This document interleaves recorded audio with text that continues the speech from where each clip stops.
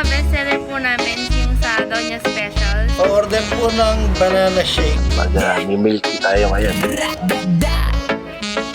Pero tayong pupuntahan ng milkshake na dinadayo rin ng mga kabataan. Bakit nga ba? Isang butas lang sa paderang makikita. Diyan ka order, wag ka lang mag-alinlangan pa. Dinudumog ng kabataan at matatanda. Kahit anong oras pila yung maabot pa. Sulit na milk tea, may toppings ka pa. Presyo'y abot, kaya panalo talaga. Tara na sa Ayan, bibili tayo dito kay ate. Oh, yan. Ano ba ang pwede natin bilhin dito? So yung mga bestseller po namin yung sa Doña Special is yung Doña Biscop and Doña Pistachio. Sa classic, Doña Classics naman is si Matcha, si Berry Matcha, ganun po. And si Oreo Malak, bestseller din.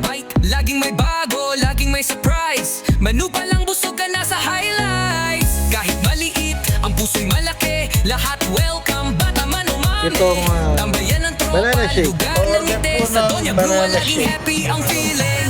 Tara na sa Doña Brua. Masarap na banana shake.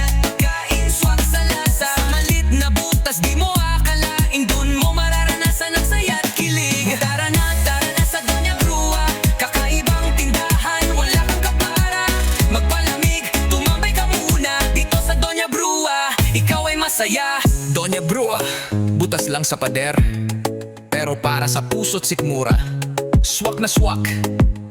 Ha! Hello po everyone!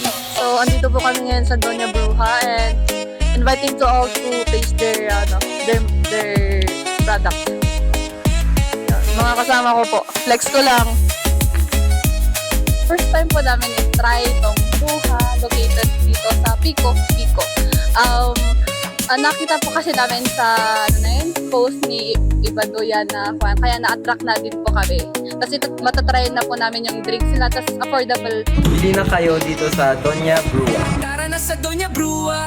Milk Welcome to Doña Bruja! Shoutout po sa kasi naming taga Viva 36. Hey! Ayan, ayan yung mga customer na first timer dito. Yan, supporters din sila ng Doña Brua. So, sa next vlog na lang.